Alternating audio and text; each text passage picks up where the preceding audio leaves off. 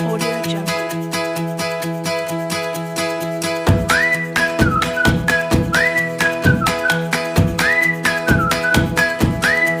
Audio Jungle.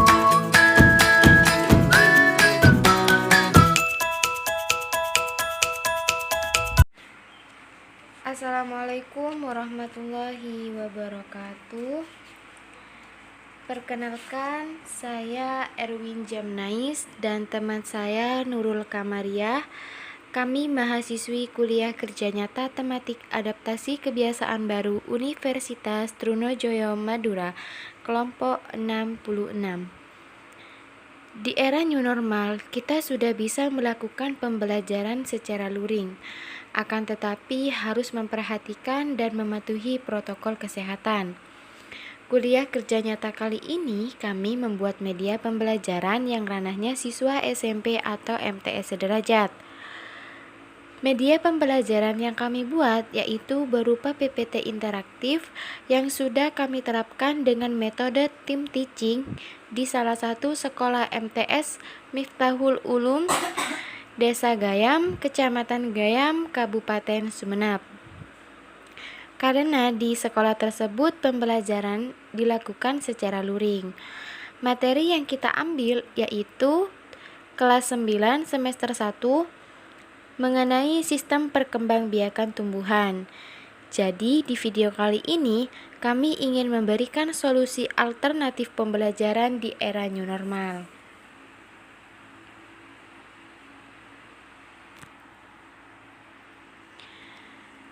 Materi yang kita gunakan yaitu sistem perkembangbiakan tumbuhan.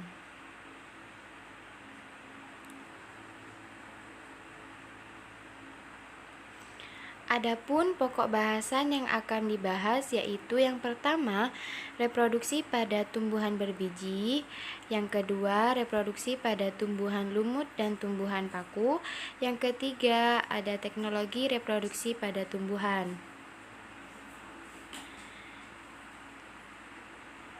Jadi bisa dijelaskan bahwa reproduksi pada tumbuhan berbiji dapat dilakukan dengan cara vegetatif ataupun generatif. Perkembangbiakan secara vegetatif yaitu perkembangbiakan secara aseksual. Maksudnya di sini tanpa adanya peleburan antara sel gamet dan sel jantan.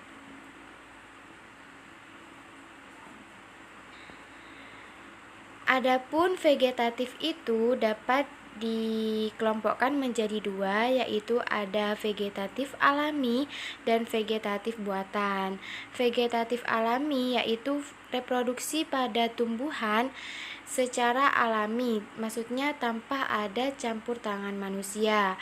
Yang kedua ada vegetatif buatan, yaitu reproduksi vegetatif pada tumbuhan yang meliputi campur tangan manusia. Berikut ini ada beberapa gambar. Menurut kalian, gambar manakah yang termasuk reproduksi vegetatif alami dan gambar manakah yang termasuk reproduksi vegetatif buatan? Tentu saja vegetatif alami itu contohnya yaitu bawang merah. Bawang merah merupakan salah satu contoh dari reproduksi vegetatif alami. Kenapa? Karena di adanya umbi lapis yang tumbuh di sela-sela umbi. Apabila kita tanam bagian umbi tersebut, maka akan tumbuh individu baru. Sehingga berdasarkan hal tersebut, bawang merah merupakan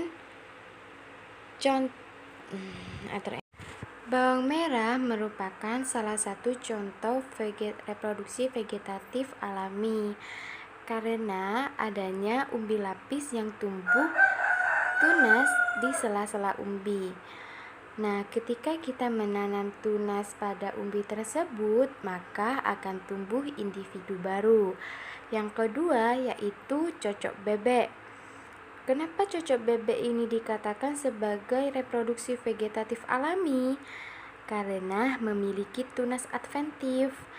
Tunas adventif itu sendiri dapat diartikan sebagai tidak tumbuhnya pada ujung batang dan ketiak daun. Jadi, kemampuan reproduksi ini berasal dari tunas daunnya. Adapun contoh dari reproduksi vegetatif buatan, yaitu contohnya mencangkok. Karena mencangkok di sini melibatkan campur tangan manusia. Proses pencangkokan bisa dilakukan dengan cara yaitu kita membuang sebagian kulit hingga sampai ke kambium secara melingkar pada cabang daerah yang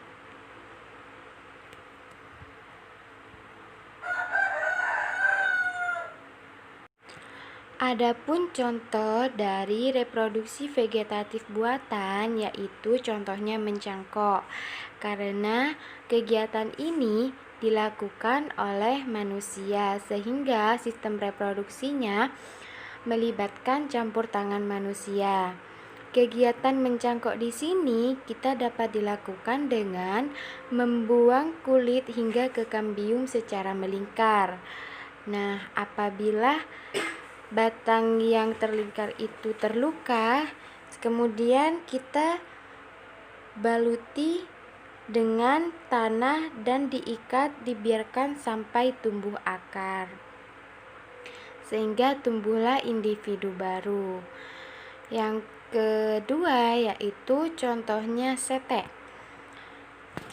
Maksudnya setek di sini yaitu tujuannya untuk memperbanyak tanaman dengan menggunakan potongan tubuh tertentu yang ditanam sekitar 20 cm. Itu terjadi pada singkong, pada tumbuhan singkong.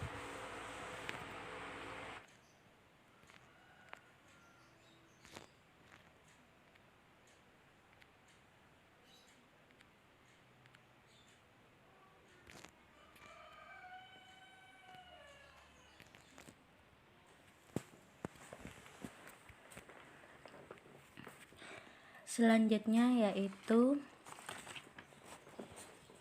generatif, dimana pada generatif ini dibagi menjadi dua yaitu angiosperma dan gimnosperma. Pada angiosperma dibagi menjadi tiga yaitu penyerbukan, pembuahan, dan siklus tumbuhan. Pada penyerbukan itu sendiri merupakan proses menempelnya serbuk sari ke kepala putik. Penyerbukan dibagi menjadi dua yaitu berdasarkan sebab sampainya serbuk sari pada tujuan dan berdasarkan asal serbuk sarinya. Berdasarkan serbuk sari pada tujuan yaitu ada 4. Yang pertama anemogami, yang kedua zoidiogami, yang ketiga heterogami, dan yang keempat antrogami. Pada aneogami yaitu penyerbukan yang dibantu oleh angin. Biasanya terjadi pada tumbuhan berbunga kecil, contohnya jagung dan padi. Zoidiogami yaitu penyerbukan yang dibantu oleh hewan. Salah satunya hewannya adalah lebah dan kelelawar. Yang ketiga adalah heterogami, di mana penyerbukan yang dibantu oleh air. Misalnya benang sarinya jatuh ke air kemudian dibawa oleh aliran air hingga sampai ke kepala putik.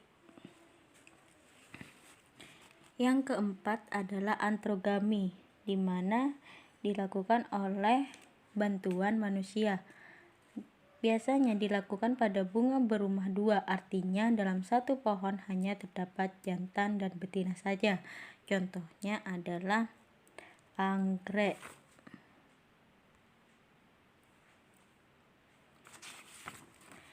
Berdasarkan asal serbuk sarinya, yaitu ada 4. Yang pertama autogami, penyerbukan sendiri. Yang kedua geitonami, monogami, penyerbukan tetangga, yang ketiga allogami, dan yang keempat adalah bastar. Autogami, penyerbukan sendiri, artinya penyerbukan dalam satu bunga. Yang kedua adalah getogami atau penyerbukan tetangga, artinya penyerbukan beda bunga dalam satu pohon. Yang ketiga adalah allogami, yaitu penyerbukan berbeda pohon tetapi jenisnya sama.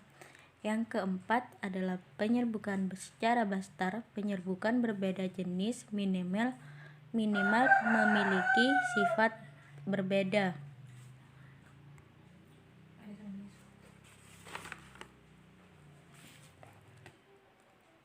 Selanjutnya yaitu pembuahan atau fertilisasi, yaitu pembuahan sel kelamin betina oleh sel kelamin jantan. Angiosperma melakukan pembuahan 2 kali. Pembuahan ini melibatkan penggabungan inti generatif dari serbuk sari dengan ovum dengan inti kandung lembaga sekunder setelah serbuk sari masuk ke kepala putih bunga. Pembuahan pertama antara inti generatif di sperma ditanam dengan sel telur ovum akan menghasilkan zigot. Zigot ini kemudian akan berkembang dan menghasilkan embrio. Embrio pada tanaman angiosperma akan kemudian mengalami diferensiasi menjadi 2 keping dikotil atau 1 keping monokotil biji tergantung kepada jenis tanaman angiosperma tersebut. Pembuahan kedua antara inti generatif di sperma tanaman dengan kandung lembaga akan menghasilkan endosperma. Sel endosperma akan membelah secara mitosis untuk membentuk endosperma benih, yang merupakan jaringan penyimpanan makanan yang digunakan oleh embrio saat sedang berkecambah dan benih berkecambah.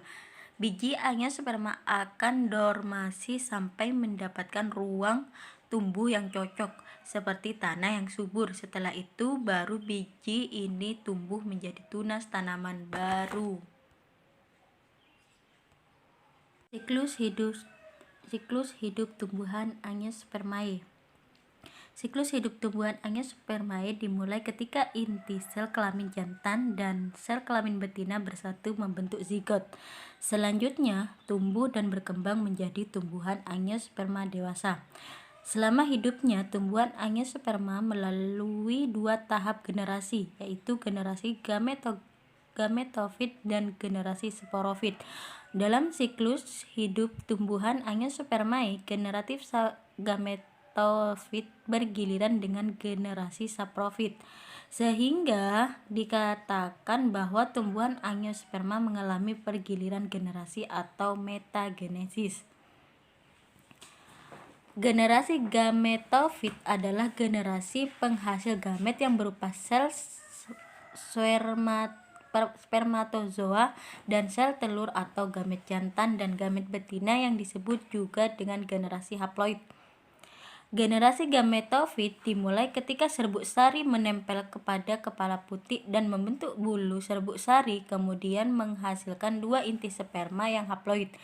2 inti sperma yang haploid inilah yang disebut gamet jantan. Pada bagian pakal putih adalah ovarium atau bakal buah. Di dalam bakal buah terdapat bakal biji. Di dalam bakal biji terdapat kantung lembaga yang tersusun atas 7 sel dan 8 inti yang haploid, yaitu 3 sel antipoda, 2 sel sinergid, 1 sel telur, 1 sel kantung lembaga sekunder. Masing-masing sel mempunyai 1 inti haploid kecuali sel kantung lembaga sekunder yang mempunyai 2 inti haploid. Kantung lembaga ini yang disebut dengan gametofit betina. Generasi sporofit. Generasi sporofit adalah generasi diploid. 2N adalah generasi penghasil spora. Spora pada tumbuhan Angiospermae akan berkembang menjadi serbuk sari. Peleburan sel telur dan sperma mengakibatkan bakal biji berkembang menjadi biji. Hasil peleburan bersifat diploid.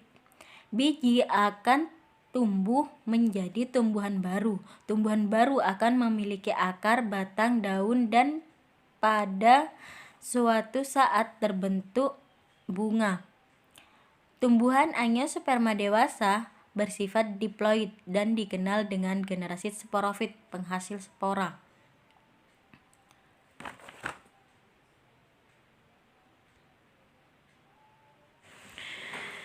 Baik, selanjutnya kita akan membahas tentang reproduksi generatif pada tumbuhan gimnosperma, di mana penyerbukan pada gimnosperma ini terjadi jika serbuk sari menempel pada liang bakal biji, di mana serbuk sari akan tertangkap oleh cairan yang terdapat di dalam lubang bakal biji. Jika cairan tersebut menguap, maka serbuk sari akan dapat masuk ke bakal biji dan terjadilah pembuahan. Pada awalnya, tumbuhan pinus itu belum memiliki bunga sejati, di mana reproduksi pada tumbuhan pinus itu disebut sebagai runjung, yang terdiri dari runjung dewasa dan runjung betina, di mana pada runjung dewasa atau serbuk sari di sini mengalami pembelahan secara meiosis, kemudian membentuk runjung jantan. Nah, di setiap runjung jantan terdapat sisi yang menghasilkan 2 mikrosporangium, di mana di dalam mikrosporangium di sini terdapat mikrospora. Mikrospora akan terjadi sehingga membentuk serbuk sari, di mana serbuk sari di sini akan dibawa oleh angin menuju ke runjung betina. Sedangkan pada runjung betina muda itu mengalami pembelahan secara meiosis, di mana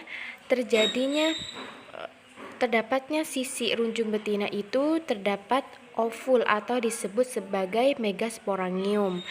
Ovul di sini akan membentuk gametofit betina, sehingga di mana dalam megasporospium ini akan membentuk megaspora.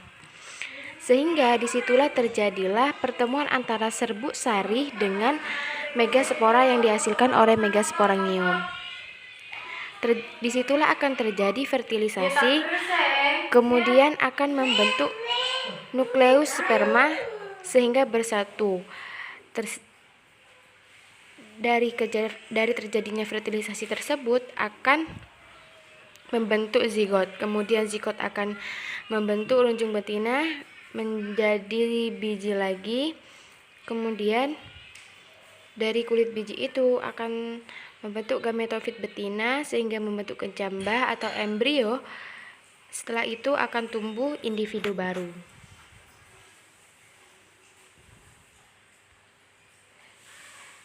Selanjutnya yaitu reproduksi tumbuhan lumut dan tumbuhan baku, di mana reproduksi ini dapat terjadi secara seksual dan aseksual yang berlangsung melalui suatu proses yang disebut metagenesis, di mana dalam metagenesis di sini terjadi pergiliran keturunan antara generasi sporofit dan generasi gametofit. Di situ sudah dijelaskan terdapatnya spora, di mana spora akan membentuk protalium. Protalium itu terjadi pada tumbuhan lumut. Tumbuhan lumut itu terbagi menjadi 2, yaitu Antheridium dan Archegonium. Antheridium di sini membentuk spermatozoid dan Archegonium itu membentuk sel telur, sehingga spermatozoid dan sel telur akan mengalami fertilisasi sehingga terbentuklah zigot. Pada proses ini disebut sebagai gametofit. Dalam pembentukan zigot kemudian tumbuhlah menjadi tumbuhan paku. Tumbuhan paku di sini akan membentuk sporofil, kemudian sporangium dan sel induk spora sehingga mengalami proses secara meiosis dan terbentuklah spora. Hal ini disebut sebagai sporofit 2N.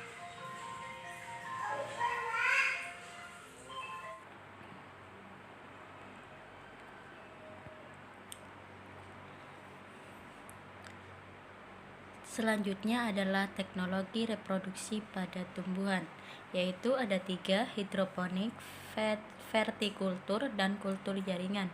Hidroponik Jika kita mengenal heat berarti itu air, maka penanaman tumbuhan menggunakan larutan nutrisi mineral dalam air tanpa menggunakan tanah. Contohnya adalah sayur-sayuran, misalnya tomat. Vertikultur, teknik budidaya tanaman dengan cara membuat instalasi secara bertingkat dengan tujuan untuk meningkatkan jumlah tanaman. Biasanya pada vertikultur ini cocok digunakan pada daerah perkotaan yang minim lahan pertanian. Yang ketiga itu adalah kultur jaringan, di mana metode perkembangbiakan tumbuhan dengan cara mengambil sel maupun jaringan sel pada suatu tumbuhan yang selanjutnya akan diletakkan di tempat yang terdapat nutrisi serta zat pengatur norma. Contohnya akan diberikan pada chat selanjutnya. Berikut adalah contoh-contoh dari teknologi reproduksi pada tumbuhan. Mungkin itu saja materi yang dapat kami presentasikan. Kurang lebihnya mohon maaf apabila ada salah kata atau penyampaian materi yang kurang baik. Sekian, terima kasih. Wassalamualaikum warahmatullahi wabarakatuh. Audio Jungle.